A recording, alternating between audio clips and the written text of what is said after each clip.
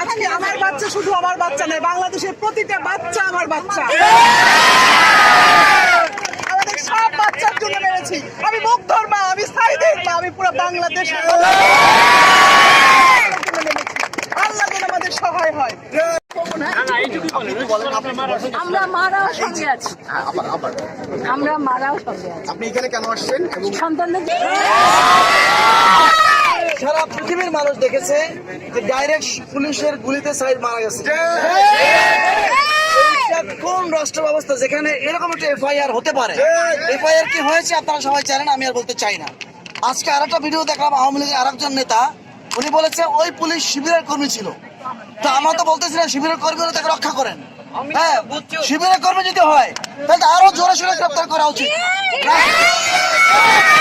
ওভাবেই দেখে মন্ত্রীরা কেন দেশে যদি ওই পুলিশ শিবিরের কর্মী হয় তাহলে তাড়াতাড়ি কেন অ্যারেস্ট করছে না? সব প্রেক্ষাপটে আপনারা এই জন্য গার্জিয়ানরাও নেমেছে। আমরা নেমেছি যে এই জাস্টিস প্রতিষ্ঠিত না হলে এত রক্তের বিনিময়ে অর্জিত স্বাধীনতা একবারেই মূল্যহীন।